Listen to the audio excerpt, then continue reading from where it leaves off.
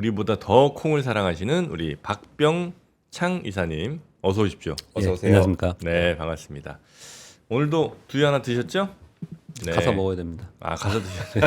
아, 배달이 와 있죠. 예. 네. 이제는 곡물 도감과 함께 하시기 바라겠고요. 예. 자, 테슬라가 미쳤습니다. 예. 21%? 21점 몇 프로? 21.9% 네, 올랐는데요. 22%. 뭐 이거 하나로 어저께 시장이 움직인 겁니다.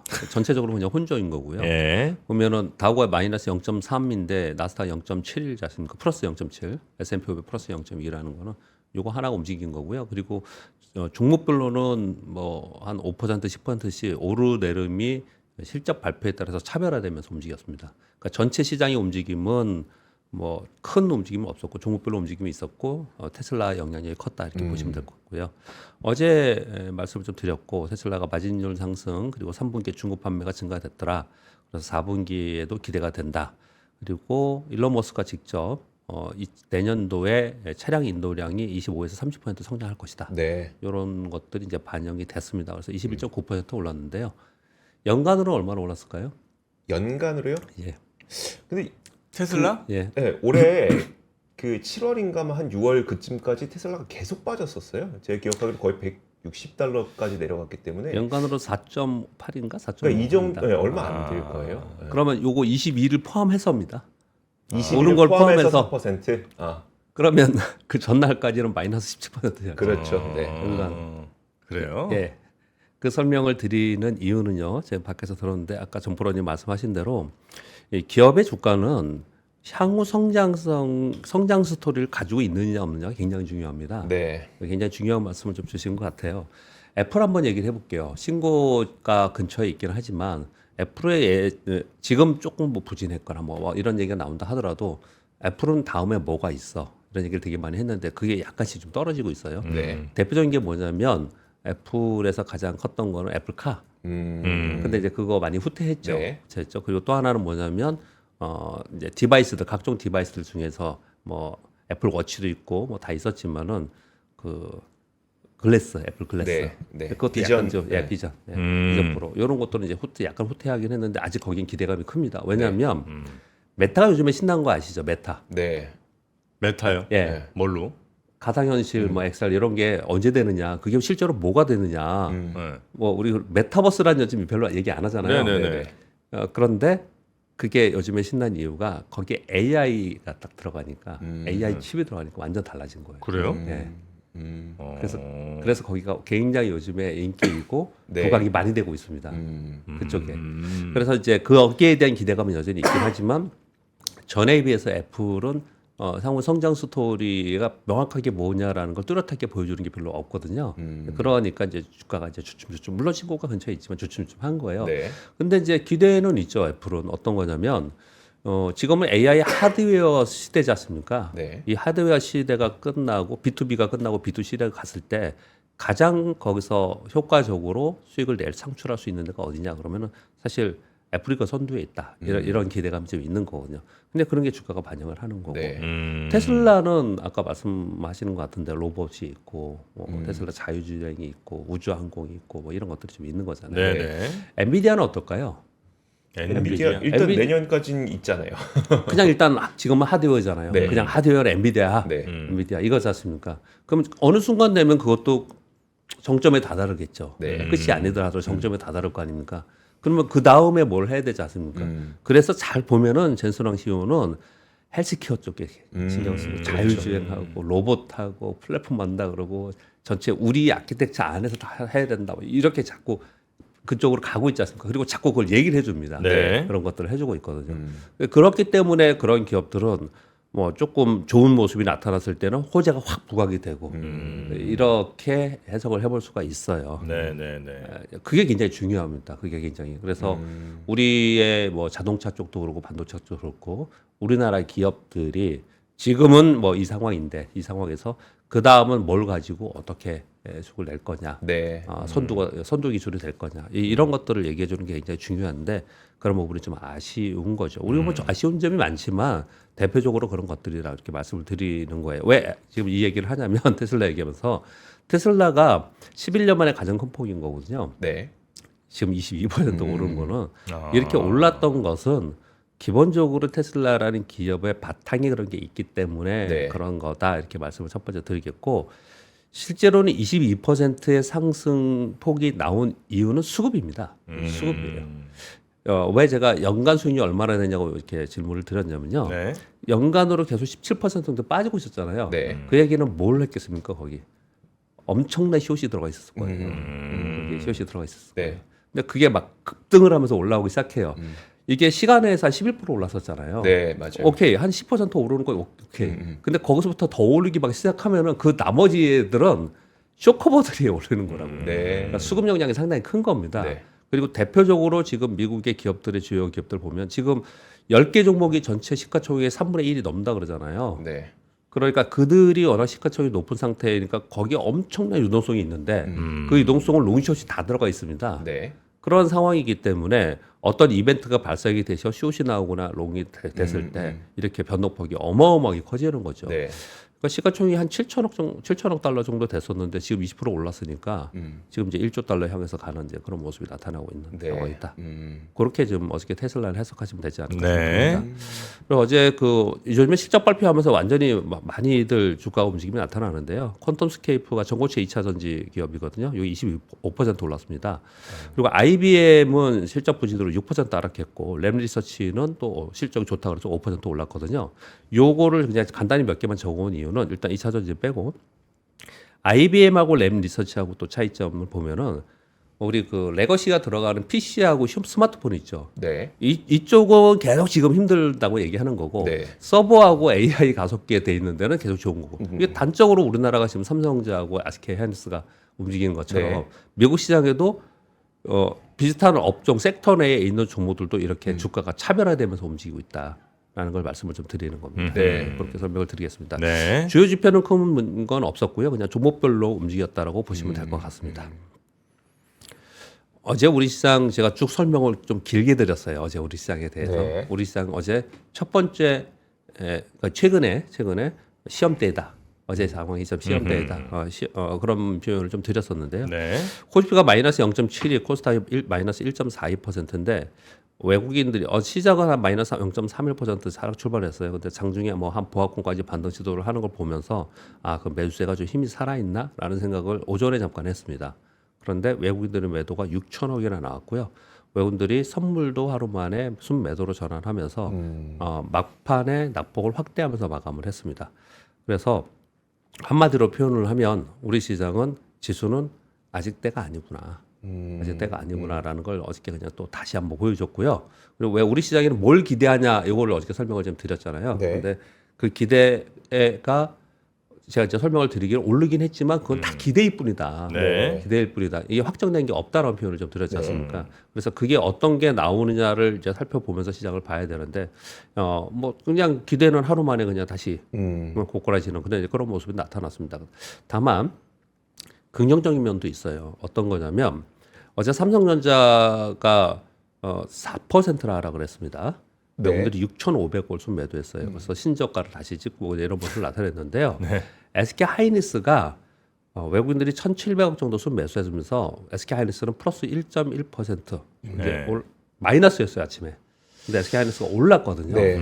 그러면 종목별로는 차별화를 두고 있구나. 이 표현을 드리는 이유는 뭐냐면 시장이 전체적으로 대세 하락으로 가거나 아주 안 좋은 시장에서는 호재가 나오든 뭐든 간에 그냥 다 떨어져요. 네. 다 떨어지는데 올라가는 종목 없이. 근데 같은 섹터의 두 종목이 선두인 두 종목이 한쪽은 매물 맞고 빠졌지만 한쪽은 그래도 매수 들어오면서 올랐다? 요건 좀 그래도 네. 그나마 시장이 완전히 맥 없는 건 아니구나. 수급이 없는 건 아니구나. 뭐 그 정도로 보여지는 시장이었습니다. 그리고 어제 특징으로는 고려아연이 네. 이거 주식을 사준다 이런 얘기를 계속 했었지 않습니까? 네. 공개 매수 얘기를 계속 했었는데 이제 공개 매수보다는 이제 장외 매수로 그냥 지분 경쟁이 일어나지 않냐라는 막 루머들이 막 돌았어요. 곧바로 상한 것 같습니다. 네. 가격은 113만 8천 원. 그 공식적으로 나온 게 아닙니다. 아니에요. 아. 아닙니다. 예, 그런 얘기들이 좀 있는 상황인 거고요. 그러면서 영풀 종밀도 상한가 같고요. 그러니까 덩달아서 요즘에 지분 경쟁에 있는 기업들이 있습니다. 한미사이언스, 한미약품 어제 한 20% 그렇죠. 올랐고요. 그 대명 있지 않습니까? 얘네들도 티웨이랑 얘네들도 어제 한 10% 오르고. 그래서 요즘에 보고서에 이런 게 나왔습니다. 지분 경쟁 가능성이 있는 기업들 네. 그런 것들도 나오고 있는 상황인 거거든요. 하나의 테마가 이제 형성됐어요. 테마가 형성되면 네. 같이 움직이는 현상이 나타나는 거예요. 아, 그러니까 이거 본격적으로 시작하기 전까지는 한 50몇만 원 하다가 네. 시작하면서 이제 막 67만 뭐 70만 이렇게 쭉 가다가 이제 110만까지 간 거예요. 그렇죠. 근데 예전부터요 지분 경쟁이 있으면 어떤 지분 경쟁이라는 건 주식을 산다라는 얘기잖아요. 예, 예. 그래서 이제 주가가 오르는 건 맞아요. 근데 이제 이 가지고 있는 사람들의 입장에서는 이제 나올 생각을 하겠죠. 싸우는 건 자기들끼리 싸우는 거고, 네. 자기들끼리 싸우는 거고 이제 어느 정도에 나와야 되냐는 생각을 좀 해야겠죠. 왜냐하면 밸류에 상관없이 오르는 거니까 이런 부분은 이게 말 그대로 수급이니까. 네. 전에 우리 이런 거 봤지 않습니까? 어떤 걸 봤죠? SM하고 아, 네네. 카카오 때. 네. 엄청나게 오르면서 막 그런 걸 봤지 않습니까? 네. 네, 뭐 그렇게 좀 판단을 좀 하셔야 될 것 같지 않아요? 고려아연이 그래서 시총이 지금 23조가 넘었습니다. 네, 그러니까 그 전까지는 그 MBK에서 우리는 얼마, 네, 그다음에 네. 고려한 우리는 얼마 하니까 딱 거기까지만 올랐다면 네, 네. 장내 매수하면 그게 네. 얼마인데 하면서 확 상한가가 되는 거군요. 채울 때까지 사는 거니까. 아, 그 지분 경쟁하는 거예요. 그러니까 물론 루머긴 합니다만. 예, 예, 네. 그런 얘기들이 이렇게 있었습니다. 그래서 그게 또 테마가 이루어졌고. 에휴. 아니 근데 그때 그 고려아연 초반에 이제 저희 권순우 취재팀장이 얘기해주면서 이런 일이 계속 일어날 수밖에 없다. 없는 상황이 되고 있다. 그러면서 지금 지분 경쟁하고 있는 네. 기업들을 얘기를 해줬었잖아요. 고려아연뿐만 아니라 네, 고려아연뿐만. 그러니까 고려아연 왜 이렇게 지겹게 얘기해? 막 이런 반응들이 있어. 네. 그 이야기가 아니라 물론 이것도 계속 진행되겠지만 네. 지금 원래 산업자본들이 갖고 있었던 걸 금융자본이 탁 치고 들어오면서 워낙 밸류가 낮게 책정되어 있으니까 그 이런 일들이 굉장히 많아질 것 같다라고 했는데 그게 약간 현실화되고 있는 거네. 맞습니다. 근데 PE들이나 이런 데서는 돈들은 꽤 있는 것 같아요. 그래서 좀 괜찮은 탄탄한 알짜 회사를 사고 싶어 하는 자금들은 상당히 시장에 있습니다. 언제나 그건 있는 거고 네. 최근 들어서 그쪽을 이제 왜냐면 주식시장에서 그냥 투자하는 것보다 그런 쪽을 좀 많이 보고 찾고 있는 것 같아요. 심지어 저한테도 그런 거 없냐 이런 사람들이 그런 의뢰가 기업들은 들어오니까. 예, 그렇게 얘기를 하거든요. 그래서 그 시점에서 원래 생각하지 않았던 건데 우리 대화하다 보니까 그냥 갑자기 이런 생각이 좀 들었거든요. 우리 밸류업 얘기하면서 제가 중국 얘기를 하고 뭐 여러 가지 얘기 많이 했지 않습니까? 네. 배당 많이 해야 되고 또 배당하고 또 남은 이익잉여금이 있다면 그걸 가지고 바이백 해가지고 소각하고 뭐 이런 것들에 대해서 얘기 좀 하고 있지 않습니까? 네. 이거 하기 싫은 오너들 있지 않습니까? 네. 그거 하기 싫은 오너들은 그냥 파세요. 그거 사고 싶어하는 자금들 많습니다. 왜냐하면 그냥 하고 네. 그리고 아니면은 자발적 상장 폐지라는 것도 있습니다. 네. 네네, 그렇죠. 자발적 상장 폐지하면은 상장되면은 굉장히 어렵습니다. 네. 이 회사 운영하기가 여러 가지 규제들이 있지 않습니까? 네. 그러면은 비상장으로 있으면 훨씬 더 자기가 하고 싶은 대로 할 수 있는 게 많잖아요. 네, 네. 근데 상장을 해서 왜 욕먹는지 모르겠어요. 그런 생각이 들죠. 보통 우리 일반적으로 생각할 때 그런 생각 많이 들지 않습니까? 네, 네. 그런 기업이 또 많아요. 굉장히 많습니다. 거기에는 약간 희한한 우리만의 어떤 체면 같은 것도 좀 있는 것 같아요. 네. 아, 우리 상장회사다. 예. 상장회사 저 대표 오너님이랑 그렇지 않은 회사랑 또 예. 약간 좀 보는 게 좀 달라지니까 그런 거에 대한 괜히 사실 진짜 말씀하신 것처럼 네. 상장해갖고 엄청 하여튼 완전 그 기업 공개돼갖고 예, 예. 다 쳐다보고 있는 거 아니에요? 예, 예, 예. 그런 거를 굳이 할 필요가 없음에도 불구하고 예. 그런 회사들도 좀 있는 것 같더라. 근데 이제 현실적으로 그렇습니다. 우리 다 그렇게 공감을 하잖아요. 제가 아는 후배 한 명이 꽤 큰 기업을 하고 있어서 상장 준비를 한다고 이렇게 얘기하길래 IPO에 이제 있는 쪽에 제가 친구가 있어서 거기서 알아봐 달라고 이렇게 얘기했더니 그 친구가 그러더라고요. 왜 골치 아프게 상장하려고 그래? 그냥 있지. 네. 그렇거든요. 근데 상장하는 회사, 상장을 하는 이유가 있죠. 왜냐하면 상장으로 인한 자금 모집이 되는 거고, 자금 우리는 모집, 맨날 네. 시세 차익만, 유통시장만 얘기하지 않습니까? 네. 근데 발행시장에, 원래 주식시장은 발행시장이 중요한 거잖아요. 네. 그래서 자금을 확보해서 기업이 더 성장하기 위해서 상장하는 거지 않습니까? 네. 근데 그런 목적이 아니든지 또는 상장을 시켜놓고 이제 회사의 성장에 관심이 없어. 그러면 뭐랄까 그분들에게 나갈 수 있는 엑시트 할 수 있는 혜택을 좀 줘서 네, 빨리 좀 내보내고. 예. 네. 그런 것도 한번 해볼 만하지 않습니까? 네. 그런 논의도 굳이 들어올 필요 없는 회사들도 너무 많이 있는 것 같긴 해요. 진짜 많아요. 진짜 네. 많습니다. 그래서 사실 그런 측면에서 예. 지금 이제 MBK가 뭐 좋다 나쁜다 이렇게 얘기할 수는 없지만 금융자본들이 예. 이렇게 상장은 시켜놓고 주주들 챙기지 생각도 안 하는 그런 애들 잘 눈여겨 보고 있다가 기업 가치 낮으면 쏙쏙쏙쏙 공격해줘갖고 그래서 그걸 예. 지금 말씀하시는 게 근데 찬반론이 있는 거죠. 네네. 그래서 예. 네, 찬반론이 있는 거죠. 그걸 긍정적인 보는 쪽도 있고 지금 말씀하는 긍정적인 면이 있는 반면에 소위 이제 기업 사냥꾼이라고 표현을 하지 그렇죠. 않습니까? 네. 그냥 그 이제 부정적인 면이 있고 그렇습니다. 갑자기 이 얘기하다 보니까 생각이 나서 네. 그런 얘기를 좀 드렸습니다. 네. 애플 벤더들 기업들이 좀 상대적으로 약세였고요. 그리고 원자력 테마가 오랜만에 어저께 좀 올라오는 그 정도의 움직임이었습니다. 전체적으로는 우리 시장은 뭐 여기도 지금 제가 오늘 시황에서 써놨는데 시장은 여전히 부진한 투심. 종목별로는 그래도 좀 차별화되지 않냐. 종목 중심 단기적 판단으로 좀 이 시장을 보고 제가 이제 최근에 한 2주 동안은 계속 버퍼 얘기를 했습니다. 그냥 현금화하라는 얘기가 조금 뭐 그래서 그냥 버퍼 얘기를 했는데 네. 좀 시장을 조금 더 보수적으로 봐야 되는 상황으로 지금 한 2주 동안 좀 보고 있고요. 미국 시장 네. 똑같이요. 보고 있는 상황이고 그래서 미국의 대선 후 그리고 이제 우리 국내는 매크로는 대선 후 우리 국내는 국내 정책들 있잖아요. 어제 얼마나 해프닝이었냐면 정말 이게 그만하고 싶은데 그저께 시장이 상승할 때 몇 가지 한 4-5가지 이유를 들면서 그 중에 하나가 민주당에서 금투세 폐지 쪽으로 뭐 됐다라는 기사들이 있어서 영향을 좀 준 것 같다 이런 표현을 썼잖아요. 네. 어제는 민주당 내부에서 또 다른 목소리들이 나왔는데 아직 결정되지 않았다. 논의 중이다. 어저께 또 그런 보도들이 나왔어요. 네. 그래서 그게 또 악영향이다 이렇게 얘기하거든요. 이거 너무 심하지 않아요? 시장이 그거 가지고 계속 이러고 있는 상황이에요. 네. 그래서 우리는 국내적으로는 그거 가지고 우리는 이제 투자자는 그거 가지고 우리에 싸울 필요는 없잖아요. 네.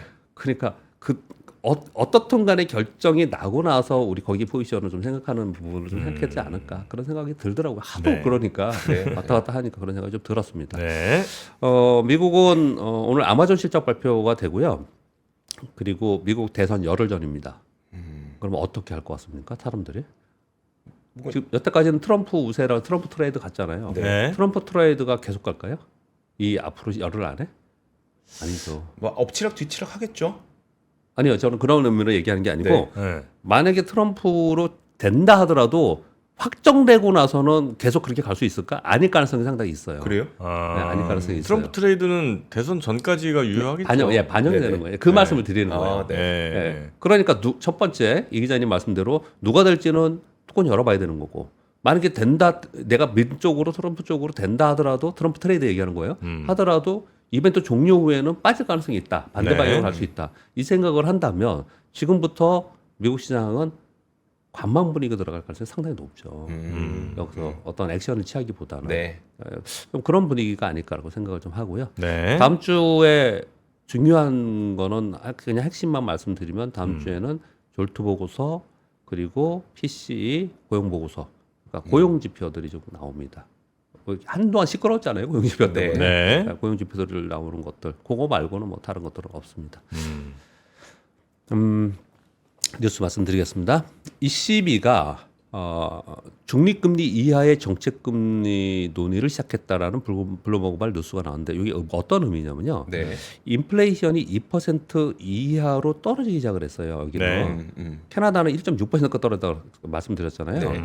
인플레이션이 2% 이하로 고착화되는 것을 막기 위한 정책이 필요하다는 거예요. 어? 그래서 네. 올해 마지막 회의에서 50bp 빅컷 인하 확률이 40%로 반영을 채권 시장에서 하고 있다는 거죠. 네. 이 의미는 뭐냐면 이제는 전에는 하이퍼 인플레이션 물가가 높았기 때문에 네. 중립 그러니까 2%로 이들이 목표하는 2%로 떨어뜨리는 걸 목표로 했잖아요. 그렇죠. 네. 이 밑으로 더 떨어지면 이제 경기 침체로 간다는 걸 걱정한다라는 거예요. 네. 국가들이 이제 그걸 걱정한다는 거예요. 네. 캐나다도 똑같은 거예요. 캐나다도 50pp 빅컷은 고인플레 시대의 종식 신호이다. 인플레이션이 이미 2% 이하로 내려온 상태에서 이걸 유지하지 이제부터는 더 떨어지지 않고 이 근처에서 유지하기 위한 정책이 필요하다. 네. 이렇게 얘기를 하고 있어요. 지금. 많이 바뀌었죠. 그러네요. 지금 상황이 바뀐 상황입니다. 그래서 네. 이제 얼마나 경기 침체를 막을 거냐에 이제 중앙은행들의 정책들이 나오는 걸로 바뀐 거예요. 네. 어제 우리 시장이 하락한 이유 중에 또 하나가 그 GDP 성장률 나온 거잖아요. 네네. 굉장히 안 좋게 나왔지 않습니까? 그러면 역시나 우리도 성장률이 계속 떨어지는데 지금 IMF에서 얘기하는 거하고 그리고 연초에서 얘기하는 것보다도 계속 떨어지고 있는 거예요. IMF에서는 지금 2.2 내년 2.0 얘기하는데 지금 이대로 가면은 올해 2.2 안 될 가능성이 높고 네. 오늘 곧바로 어제 발표가 나서 오늘 보고서 아침에 봤더니 뭐 증권사에서 나오는 거 모 증권사에서는 내년 1.8까지 떨어뜨리고 이러고 있는 네. 상황이거든요. GDP가 2.2에서 2.0, 2.0에서 1.8로 떨어지는 거는 굉장히 안 좋은 거거든요. 네. 그럼 이제 그것을 방어하기 위한 정책들이 금융정책과 재정정책에서 어떤 게 나오는 건가가 이제 그런 시대로 접어들었다라는 네. 설명을 계속 하는 거예요. 그리고 우리 엔화가 지금 다시 152까지 왔지 않습니까? 네. 네, 이 상황 속에서 지금 IMF와 월드뱅크 회의를 하고 있거든요. 네. 모에다 총재가 금리 인상의 총 규모와 인상 시기 및 기간에 대해서 고민 중이다.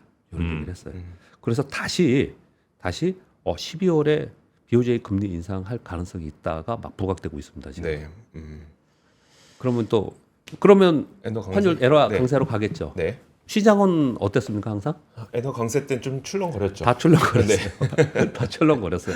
이것 역시도 잘 생각해 보시면 미국이 대선이 끝난 상태에서 11월 5일 날 끝나고 아무튼 뭐 11월 있다가 12월에 돼서 일본이 금리 인상할 가능성이 있다라는 걸 복합적으로 작용이 되면 시장에 하락 변동성이 있을 개연성이 있잖아요. 네. 그래서 지금은 상당히 보수적으로 좀 봐야 될 필요가 있다고 생각이 들어요. 근데 여태까지의 쭉 흐름을 보면은 12월에 아주 강력하게 일본이 아주 강력하게 그렇게 할 수 있는 지는 못할 것 같아요. 네네. 워딩을 보면. 왜냐하면 시장이 조금만 변동성 줘도 잘못됐습니다 하는 거 있으니까. 네. 그렇게까지는 아닐 것 같은데 계속 뉘앙스는 그렇게 주고 있습니다. 결국은 우리는 그렇게 가고 싶어. 이렇게 계속 얘기를 좀 하고 있는 상황이에요. 네. 그래서 지금 152엔 때까지 엔화 약세가 됐기 때문에 외환시장 개입은 들어갈 것 같고요. 네. 향후 긴축적 통화 정책 신호 가능성이 얼마나 나오느냐 이런 얘기들을 지금 하고 있는 상황입니다. 네. 자, 그다음에? 그러면 뉴스들 좀 볼까요? 네, 우리 지금 이제 산업부 우리나라입니다. 이건 산업부 장관이 전력망 구축을 최우선 과제로 추진하겠다라는 뭐 그런 얘기들을 좀 했습니다. 재정 상황이 어렵지만 한전의 전력망 보충을 최우선 과제로 추진하겠다. 재정당과 당국과 협의해서 보조금 등 인센티브를 검토하겠다라는 뭐 뉴스가 하나 있고. 그러니까 이런 것들은 이제 그 섹터 테마에 움직이기 때문에 제가 이제 픽을 하는 겁니다. 이런 네. 거죠. 전력망 구축이 뭐 중요한 일이죠. 그래서 예, 그걸 이제 예. 정부가 조금 적극적으로 하겠다. 예전에는요, 우리나라의 그 전력망 구축이 굉장히 뭐랄까요, 가장 빠르다. 이제 선진화됐다. 선진화됐다는 표현을 쓰면 안 되겠군요. 가장 빠르게 우리가 이걸 했거든요. 네. 생배선 까는 거를요. 근데 이거 안 한 지가 한 11년 됐다고 합니다. 네. 안 한 지가. 그래서 우리가 시급하다라고 했는데 계속 우리 재정 부족이다. 그리고 한전에서 하지 않습니까? 누적 주도로. 적재가 많아서 누적 적재가 많았다. 네. 이렇게 얘기를 했는데 이거 해야 된다라는 쪽으로 어제 국감에서 이건 여야 그냥 합의로 해야 된다. 네. 네. 그런 얘기들이 좀 나왔다라고 지금 하고 전력망 있고요. 까는 것도 진짜 예. 돈 엄청 들더만. 그러니까요. 그러니까 예전보다 네. 훨씬 더 네. 뭐 지역 주민들 설득해야 되는 것도 예. 많고 또 예전이면 그냥 뭐 땅 파서 하면 될 거를 그냥 막 어마어마하게 이권이 걸린 게 많다 보니까 네. 뭐 돈도 엄청 보상들을 많이 해줘야 돼서 아, 전력망이 예전보다 훨씬 더 돈은 많이 들어가는 것 같더라고요. 그렇습니다. 예. 6번 뉴스가 어저께 SK 하이닉스를 제가 보기에는 오후에 좀 올린 뉴스 중에 하나일 것 같은데요. 테슬라가 AI 서버에 들어가는 HBM 그 가속기 칩 말고요. 네. 서버를 가동시키는 원활하게 가동시키는 다른 어떤 네트워크 칩이라든지 뭐 통신 모듈이라든지 이런 것들을 다 구축을 해야 될 거 아니에요. 네. 근데 거기에도 어마어마한 돈을 쓰고 있거든요. 거기 한 14조 정도 쓴다라고 발표한 적이 있었어요.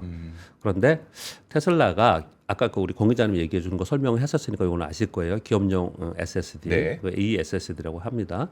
그 AI 서버에 들어간 대용량 저장 장치인데 요거를 SK 하이닉스와 공급 논의를 하고 있다라는 뉴스가 좀 나왔습니다. 근데 요거는 한국경제발 뉴스이긴 한데 지금 보도 나온 거나 아니면 어저께 하이닉스가 컨콜을 했거든요. 그 네. 내용들을 쭉 읽어 보면은 뭐 어느 정도 가능성이 상당히 있는 그런 뉴스로 좀 이제 되고 있는데 참 많은 걸 함의합니다. 이 내용이 네. 많은 걸 함의합니다.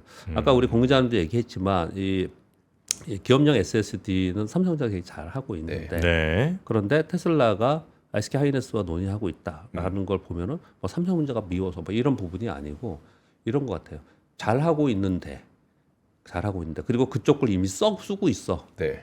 예, 그러면 뭐 그쪽 당연히 그쪽에서 뭐 더 하고 싶겠죠. 막 벌리는 것보다는 그런 것들도 상당히 좀 읽혀지지 않나라는 생각도 상당히 들고요. 그리고 SK 하이닉스가 그 동안에는 엔비디아향 HBM 위주로 있었는데 이런 것도 새로운 뉴스지 않습니까? 네. 새로운 매출이 생기는 것들이 이제 보여지는 거거든요. 네, 이런 부분들에서 그래서 의미 있는 어떻게 뉴스가 좀 있었습니다. 그리고 7번은 단신이고요. TSMC가 중국 화웨이에 보니까 TSM 칩이 있더라. 그래서 이거는 제가 뭐라고 그랬죠 어저께? 그 자기 자발적으로 자기네들이 신고를 했습니다. 아, 자백했다고 그랬어요. 자백을 했어요. 그래서 그 칩을 전달한 거기서 제품 공급 중단한다는 이제 발표가 있었습니다.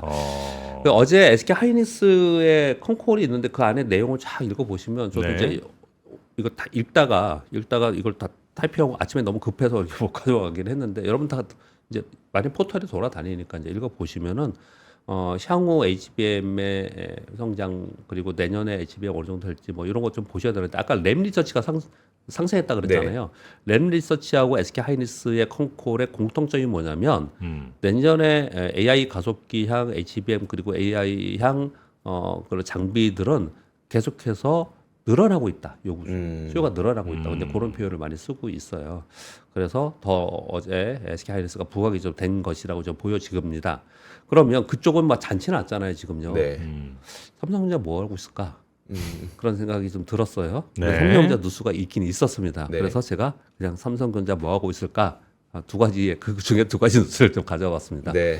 하나는 전영현 부회장 직속으로 HBM 랩스라는 조직을 신설한다고 합니다. 핵심 인재를 내부에 공모해서 6세대 HBM4 개발에 올인하겠다. 네. 파격적 조직 운영을 하겠다. 고가나 성과급의 원래 상한선이 다른 데 있다고 합니다. 네. 여기 상한선 두지 않고 보상하겠다.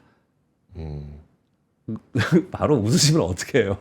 아니 왜냐면 얼마 전에 예. 그 삼성의 인력에 대한 이야기를 예. 한번 예. 여기서 이제 했었죠. 예, 네, 어떤 예. 교수님이 오셔서 이제 텍사스 얘기를 좀 교수님. 해주셨는데 예. 와 지금 이걸로 해결될 문제가 아닌 것 같다는 느낌이 조금 들긴 한데 뭐 어쨌든 노력을 하긴 하는 거니까. 전체적으로 네. 볼 때는 지금 말씀한 교수님과 그리고 저도 들었는데요. 정프로님 말씀이 좀 왔는데 네. 이제 여기 포인트는 뭐냐면 정말 급하구나. 아예 제목이 HBM 랩스. 네네네네. 다 와. 자, 여기 와서 성과 보상 이거 상하서 두지 않을게.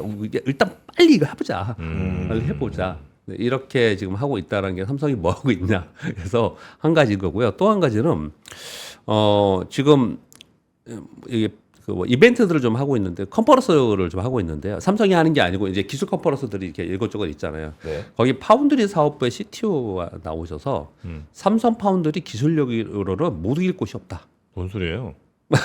이런 얘기들을 했습니다. TSMC 있잖아요. 그러니까 TSMC 잘 하는데 우리도 그만큼 기술력이 있다. 이런 표현을 하는 거예요. 그러면서 어떤 우리 장점이 있느냐. 네? 다른 데하고 비교했을 때 우리는 메모리와 파운드리 시스템 설계에 각 사업부들이 있어서 협업이 가능하다. 그래서 공정과 설계를 최적화하는 단계에서 시너지 효과를 낼 수가 있다.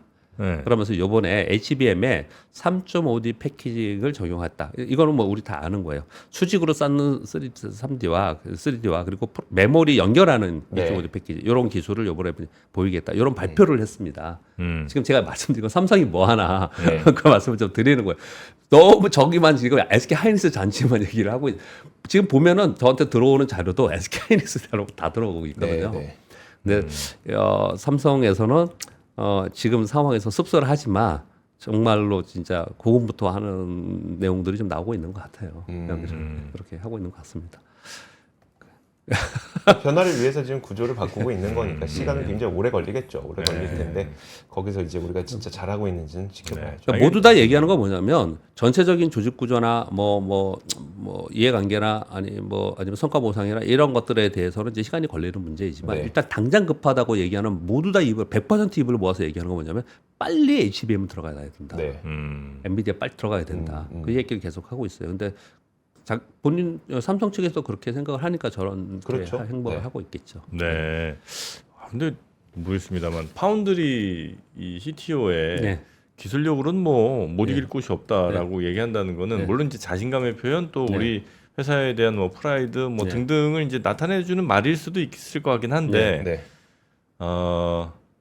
항상 본인이 직면한 어려움들 혹은 뭐 현재 상황들을 객관적으로 받아들이고 그 다음에 이제 보통 어떤 문제를 해결하기 위한 올바른 길들이 보이는 거 아니겠습니까? 네.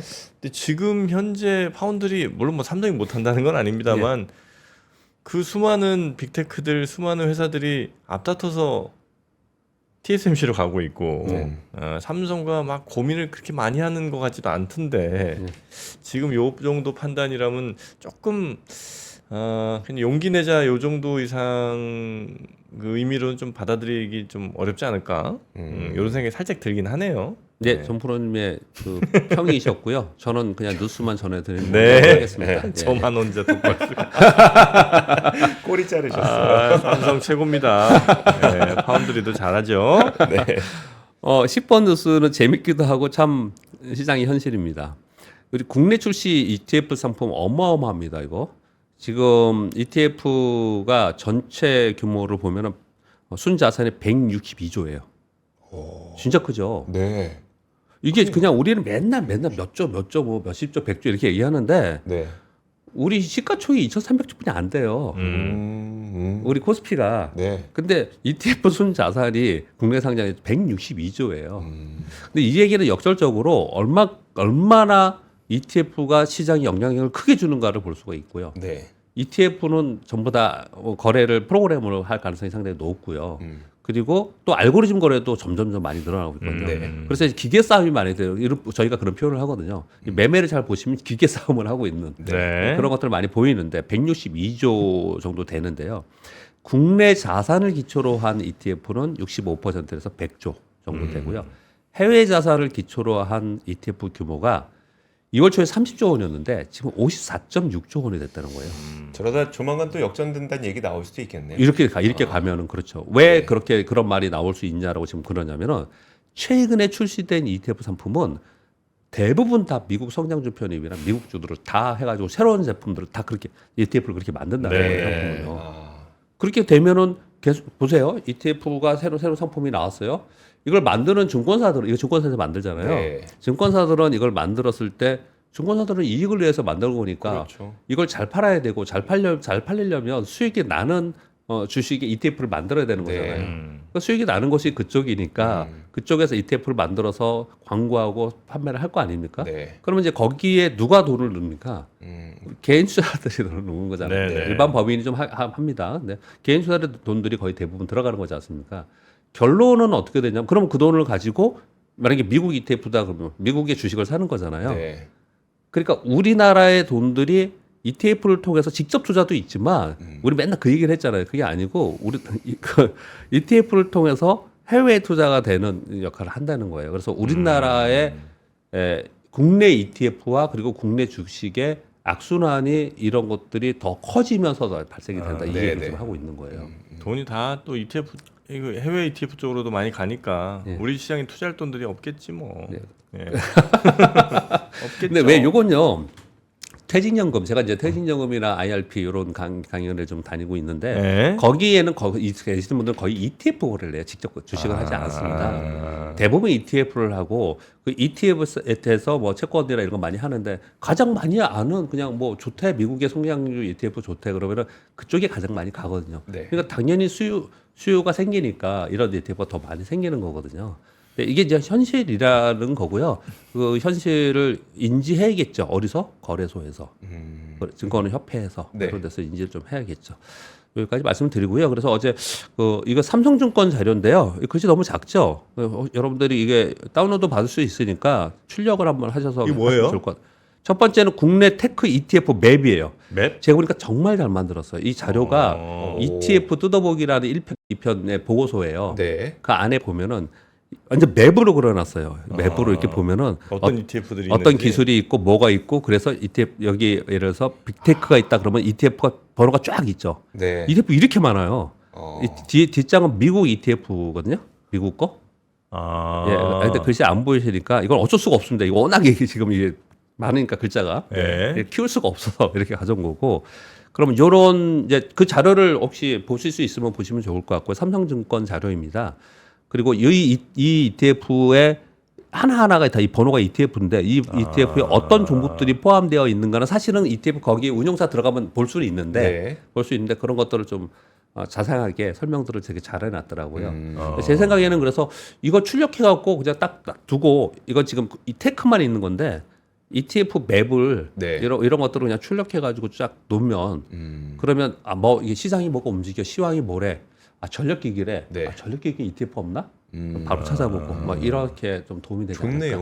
오. 그런 생각이 좀 들더라고요. 그러네. 그 저거 검색하려면 진짜 힘들었거든요. 음. 이게 검색창에다가 무슨 말을 써야 될지도 모르겠어. 전력 기기라고 써야 되는지 뭐 일렉트릭이라 써야 되는지 그 아무튼 그 검색하는 거 되게 힘들었었는데 네. 와 좋네요. 아직도 메타버스 ETF들이 좀 있네요.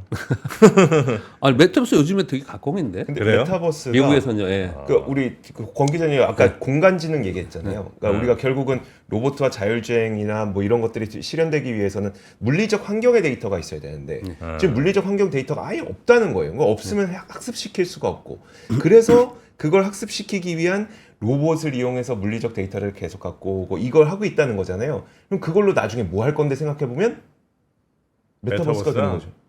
그러니까 이게 좀 너무 간 거긴 한데 저도 그 전문가분들한테 예전에 이제 막 메타버스 막 열심히 말씀하고 다니셨던 그 전문가분들한테 물어보거든요. 요즘엔 메타버스 뭐예요? 이게 이렇게 연결된다고 하시더라고요. 그러니까 그냥 야 메타버스는 망한 거야가 아니라 결국에 우리가 물리적 공간의 데이터를 갖고 오게 되면 그게 메타버스가 되는 길이다. 그러니까 물론 그거 된다는 게 아닙니다. 네. 그런 식으로 바라보고 계시더라고요. 아 그래요? 안 와닿으시죠? 저는 이제 메타버스 한번 크게 된 적이 있어서 하도 저는 온 몸이 다 화상 자국이에요. 그 예전에 그랬는데요. 연진이야. 예전에는 되게 단편적으로 봤는데 네. 이게 사실 AI가 얘기한 챗 GPT가 2022년 연말에 나왔죠. 네. 연말에 그쵸, 챗 GPT. 2022년 연말에 11월. 나왔어요. 네. 근데 챗 GPT라는 거는 이제 우리가 검색해서 우리가 원하는 정보를 얻는 데만 된 거잖아요. 네. 근데 지금은 그게 텍스트만이 아닌 그래픽이 된 거고 이제 그래픽에서 우리가 보는 눈으로 보는 시각에서 모든 것들을 반영하면서 이제 이게 되는 거잖아요. 그래서 메타버스를 자꾸 얘기하는 거예요. 점점. 그래서 뭐 우리가 모르는 어떻게 될지의 미래 얘기니까 네. 이 정도 하시죠. 이 정도. 해보셨어요? 예? 메타버스? 아니 안 해봤습니다. 쉽지 않다. 예. 자 우리 박병창 이사님 네. 오늘도 고생 많으셨고 이제 회사 돌아가시면 또 두유 하나 드셔야죠. 예. 예, 든든하게 하루 시작하시고요. 다음부터는 곡물도감 두유로 든든하게 하십니다. 알겠습니다. 고맙습니다. 예, 감사합니다. 네. 삶의 격을 높이는 9가지 지혜를 함께 나눕니다. 위즈덤 칼리지 시즌 2 영상 아래 링크를 클릭하시면 자세한 내용을 확인하실 수 있습니다.